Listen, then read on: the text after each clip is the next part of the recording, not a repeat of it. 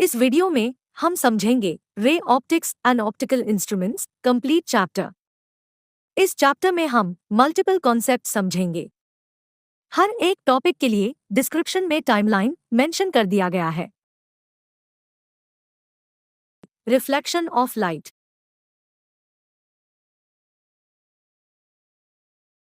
जैसा कि हम जानते हैं कि जब भी किसी लाइट सोर्स से लाइट एमिट होती है तो वो लाइट स्ट्रेट रे की फॉर्म में ट्रेवल करती है। ये लाइट रे जब किसी ऑब्जेक्ट पे फॉल करती है तब वो ऑब्जेक्ट हमें विजिबल होने लगता है। ऐसा इसलिए होता है क्योंकि वो ऑब्जेक्ट लाइट को एब्जॉर्ब करता है। लेकिन सभी ऑब्जेक्ट्स लाइट को एब्जॉर्ब नहीं करते। लाइट एब्जॉर्ब होगा या नहीं ये ऑब्जेक्ट की प्रॉपर्टी पे डिपेंड करता है। एग्जाम्पल के लिए मेटल्स लाइट को कंप्लीटली एब्जॉर्ब नहीं करते, जिसकी वजह से वो शाइन करते हैं। वही दूसरी ओर वुड लाइट को ऑलमोस्ट एब्जॉर्ब कर लेते हैं। कुछ ऑब्जेक्ट ऐसे होते हैं जो लाइट को बिल्कुल एब्जॉर्ब नहीं करते, यानी कंप्लीटली रिफ्लेक्ट कर देते हैं। एग्जाम्पल के लिए मिरर। जिस ऑब्जेक्ट के सरफेस से लाइट रिफ्लेक्ट होती है, ऐसे ऑब्जेक्ट के सरफेस को हम रिफ्लेक्टिंग सरफेस कहते हैं। आइए अब जानते हैं कि रिफ्लेक्शन ऑफ लाइट किसे कहते हैं। जब लाइट रे किसी रिफ्लेक्टिंग सरफेस या स्मूथ पॉलिश्ड सरफेस पे फॉल करती है, तब लाइट रे बाउंस बैक हो या लाइट रे की डायरेक्शन चेंज हो तो उस फेनोमेनन को हम रिफ्लेक्शन ऑफ लाइट कहते हैं। रिफ्लेक्शन ऑफ लाइट को हम कुछ इस तरह से डिफाइन कर सकते हैं।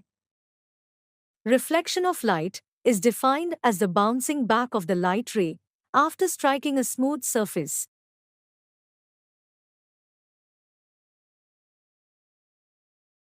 अब मान लीजिए कि रिफ्लेक्टिंग सरफेस पे एक परपेंडिकुलर लाइन OM है और सरफेस पे फॉल करने वाली लाइट रे OP है। इन दोनों लाइन के बिटवीन जो एंगल है उस एंगल को एंगल ऑफ इंसिडेंस कहते हैं और इसे I से डिनोट करते हैं। लाइट रिफ्लेक्ट होने के बाद लाइन OQ के अलोंग ट्रेवल करती है। लाइन OM और लाइन OQ के बीच के एंगल को एंगल ऑफ रिफ्लेक्शन कहते हैं और इसे R से डिनोट करते हैं। रिफ्लेक्शन ऑफ लाइट को डिटरमाइन करने के लिए दो लॉ दिए गए हैं जो कि कुछ इस तरह से हैं। Laws of reflection of light.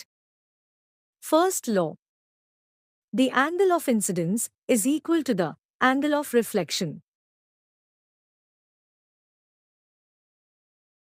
Second law, the incident ray, the normal to the mirror at the point of incidence, and the reflected ray, all must lie in the same plane. Refraction of light. Refraction of light एक ऐसा phenomenon है जिसमें light रे एक medium से दूसरे medium में travel करती है। तब लाइट रे की डायरेक्शन चेंज हो या लाइट रे बेंट हो तो इस फेनोमेनन को रिफ्रैक्शन ऑफ लाइट कहते हैं। आइए इस फेनोमेनन को डिटेल में समझते हैं। मान लीजिए एक रेक्टेंगुलर ग्लास स्लैब है।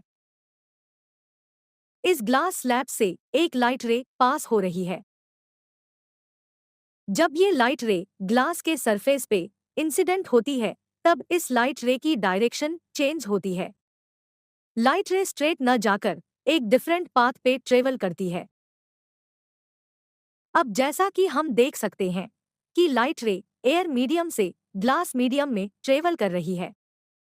ग्लास मीडियम की डेंसिटी एयर मीडियम के कंपैरिजन में ज्यादा, जिसके कारण लाइट की स्पीड ग्लास मीडियम में चेंज हो जाती है और इसी कारण लाइट की डायरेक्शन चेंज होती है और इस फेनोमेनन को हम रिफ्रैक्शन ऑफ लाइट कहते हैं। रिफ्रैक्शन ऑफ लाइट को हम कुछ इस तरह से डिफाइन कर सकते हैं। Refraction of light is the phenomenon of change in direction of light ray when it goes from one medium to another at the interface. Refraction of light को डिटरमाइन करने के लिए 3 लॉ दिए गए हैं। इन तीनों लॉ को समझने के लिए रिफ्रैक्शन से रिलेटेड कुछ बेसिक टर्म समझने होंगे। तो आइए इन्हें समझते हैं। Refractive index.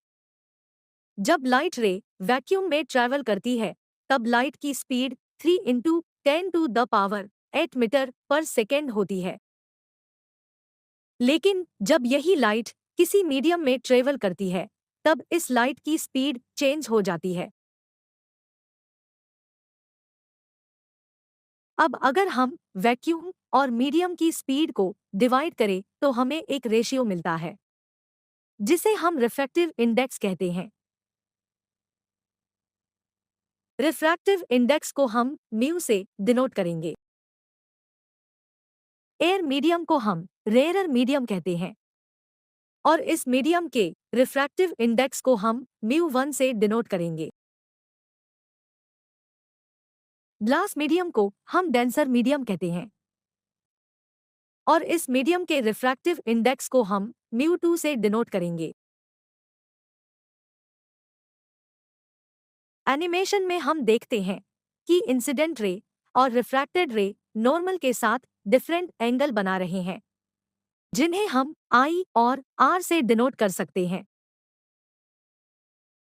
आइए अब समझते हैं laws of refraction of light. First law.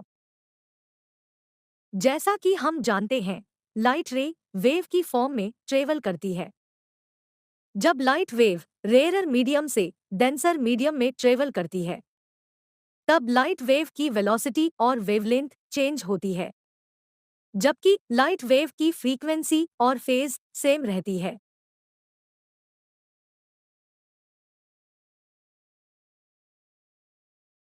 Second law.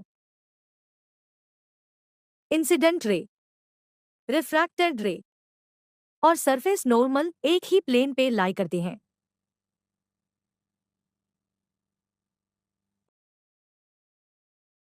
Third law. इस लॉ के अकॉर्डिंग इंसिडेंट साइन एंगल और रिफ्रैक्टेड साइन एंगल का रेशो ऑलवेज कांस्टेंट होता है। इस लॉ को हम स्नेल्स लॉ भी कहते हैं। Total internal reflection.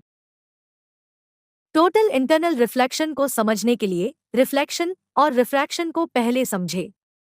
वीडियोस के लिंक इस वीडियो के डिस्क्रिप्शन में दे दिया गया है।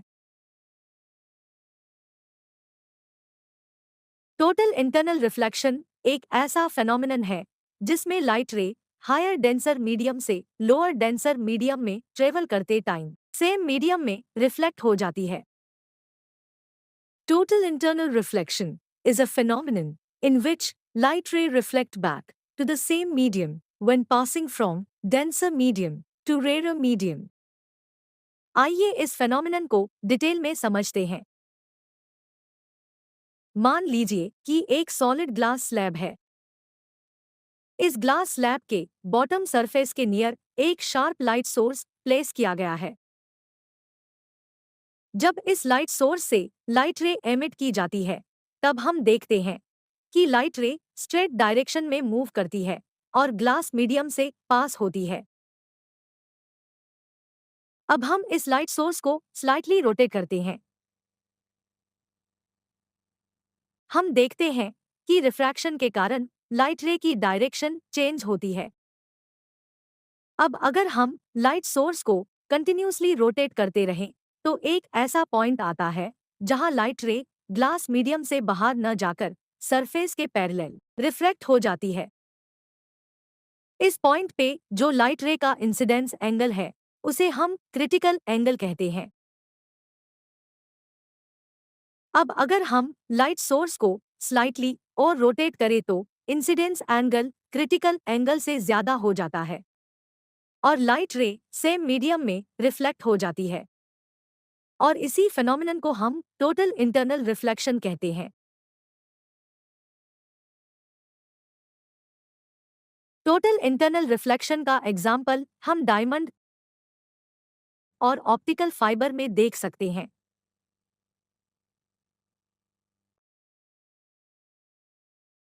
डायमंड का रिफ्रैक्टिव इंडेक्स एयर के कंपैरिजन में ज्यादा होता है, जिसके कारण डायमंड में टोटल इंटरनल रिफ्लेक्शन होता है और इसी वजह से हमें डायमंड शाइन करते हुए नजर आता है।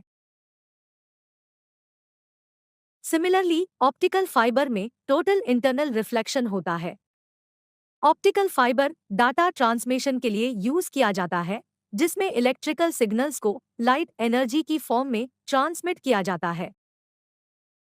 Dispersion of light. Dispersion of light एक ऐसा फेनोमेनन है जिसमें व्हाइट लाइट 7 डिफरेंट कलर में डिवाइड होती है और कलर स्पेक्ट्रम बनाती है। ये फेनोमेनन रिफ्रैक्शन पे बेस्ड है, जिसमें लाइट रे रिफ्रैक्ट होने के कारण लाइट रे की डायरेक्शन चेंज होती है और इसी कारण डिस्पर्जन होता है। आइए इस फेनोमेनन को डिटेल में समझते हैं। एनिमेशन में हम देखते हैं कि एक ग्लास प्रिज्म है। इस ग्लास प्रिज्म से एक व्हाइट लाइट पास करेंगे। जब लाइट रे ग्लास प्रिज्म से पास होती है, तब रिफ्रैक्शन के कारण लाइट रे की डायरेक्शन चेंज होती है। व्हाइट लाइट में 7 कलर्स एग्जिस्ट करते हैं और इन सभी 7 कलर्स की वेवलेंथ डिफरेंट होती है। इसी कारण जब व्हाइट लाइट रिफ्रैक्ट होती है, तब ये 7 कलर्स अपने वेवलेंथ के अकॉर्डिंग डिफरेंट एंगल पे रिफ्रैक्ट होते हैं। रिफ्रैक्शन के बाद व्हाइट लाइट एक कलर स्पेक्ट्रम बनाती है, जिसमें रेड कलर सबसे ऊपर और वॉलेट कलर सबसे नीचे होती है। क्योंकि रेड कलर की वेवलेंथ सबसे ज्यादा होती है, इसी कारण रेड कलर मिनिमम एंगल पे रिफ्रैक्ट होता है। वही दूसरी ओर वॉलेट कलर की वेवलेंथ सबसे कम होती है, इसी कारण वॉलेट कलर मैक्सिमम एंगल पे रिफ्रैक्ट होता है। रेड और वॉलेट कलर को हम एक्सट्रीम कलर्स भी कहते हैं और इस फेनोमेनन को डिस्पर्जन ऑफ लाइट कहते हैं। माइक्रोस्कोप। माइक्रोस्कोप एक साइंटिफिक इंस्ट्रूमेंट है जिसका यूज बहुत छोटे ऑब्जेक्ट को देखने के लिए किया जाता है, जिन्हें हम नेकेड आई से नहीं देख सकते। ये केमिस्ट्री, मेडिसिन, मटेरियल साइंस और कई साइंटिफिक डिसिप्लिन में इंपॉर्टेंट रोल प्ले करता है। माइक्रोस्कोप को 1600 में नेदरलैंड और डेनमार्क के आईग्लास बनाने वालों ने इन्वेंट किया था।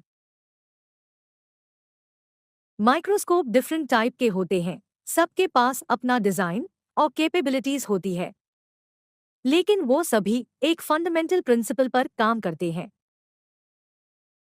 माइक्रोस्कोप ऑप्टिकल इंस्ट्रूमेंट है जो बहुत छोटे ऑब्जेक्ट की ऑब्जर्वेशन और स्टडी के लिए डिजाइन किए गए हैं, जैसे कि बायोलॉजिकल स्पेसिमेंट्स, माइक्रोऑर्गेनिज्म, सेल्स और स्मॉल स्ट्रक्चर की डिटेल्स के लिए। माइक्रोस्कोप दो टाइप के होते हैं, सिंपल माइक्रोस्कोप और compound microscope. Simple microscope. Simple microscope ऐसा माइक्रोस्कोप है जो मैग्निफिकेशन के लिए सिंगल लेंस का यूज करते हैं। सिंपल माइक्रोस्कोप में एक स्मॉल फोकल लेंथ वाला कॉन्वेक्स लेंस होता है। Application of simple microscope.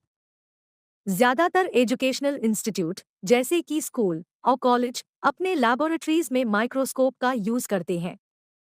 Dermatologist different skin disease को पहचानने के लिए सिंपल माइक्रोस्कोप का यूज करते हैं।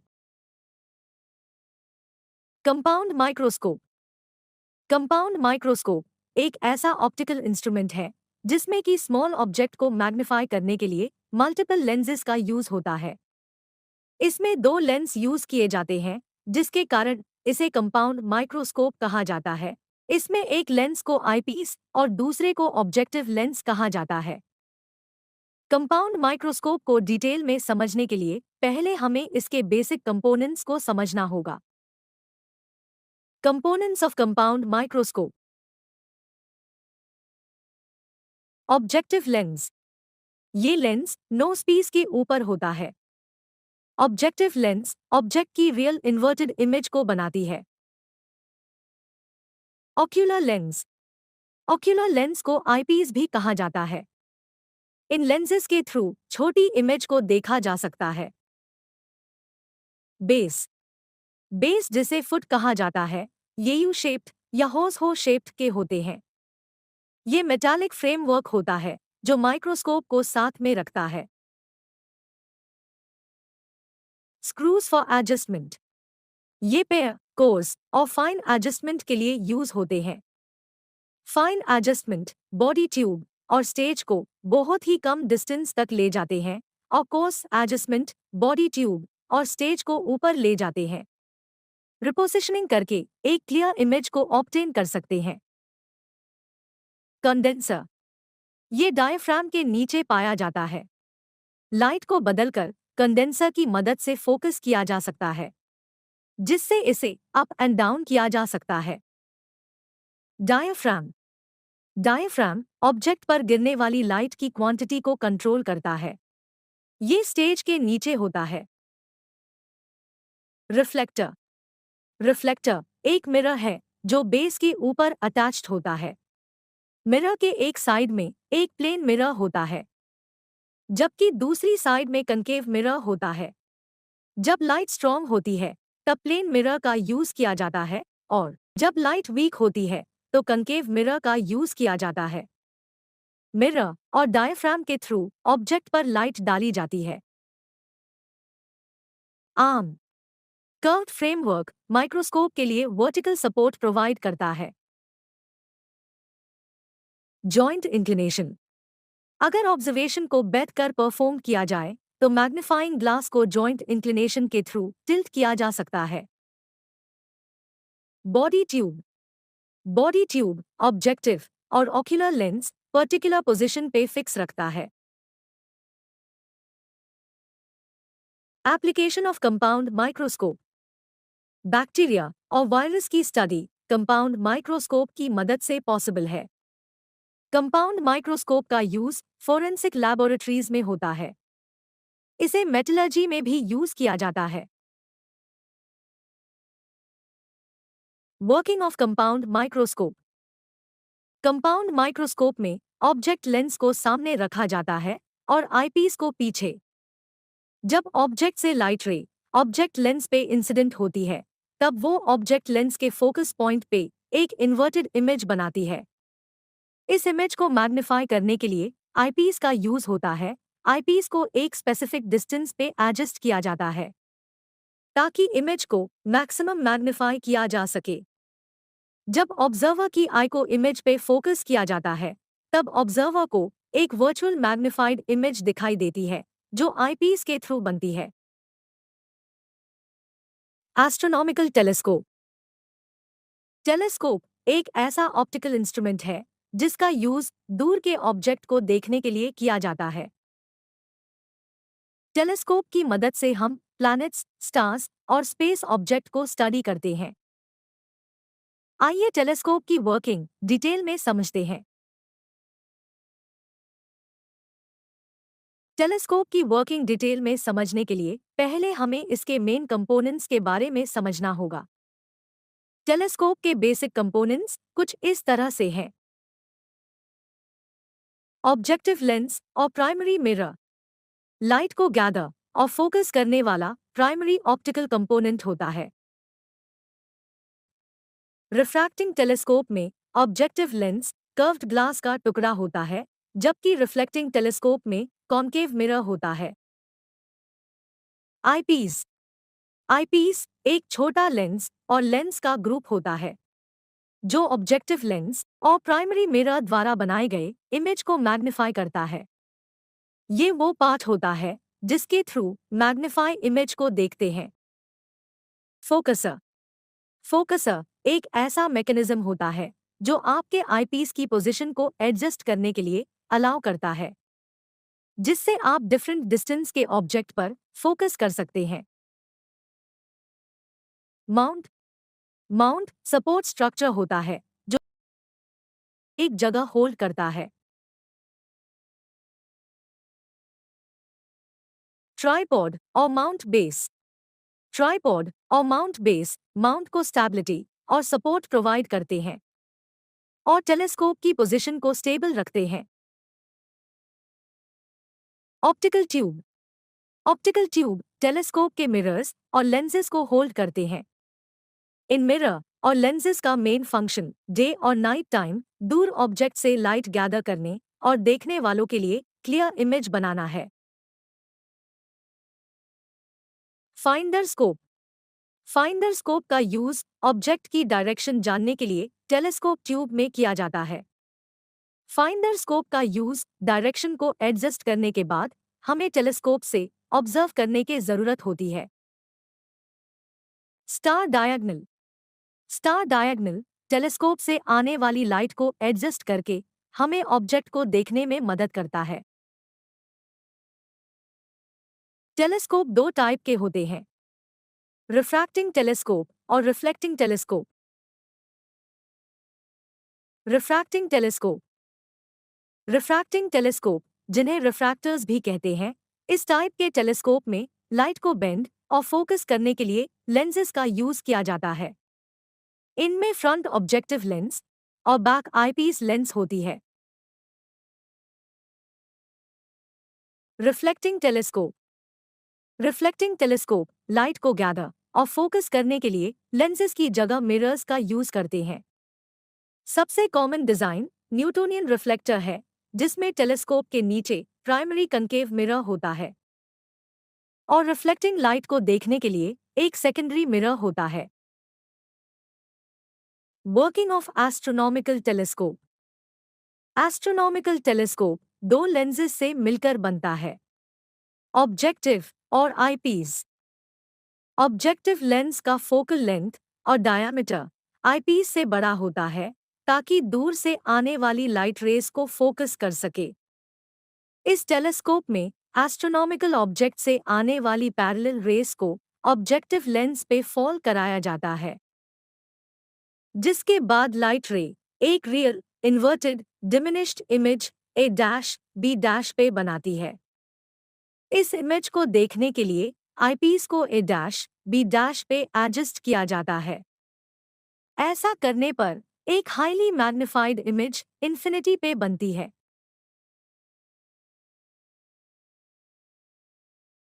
Thanks for watching. If you like this video, please like and subscribe our channel.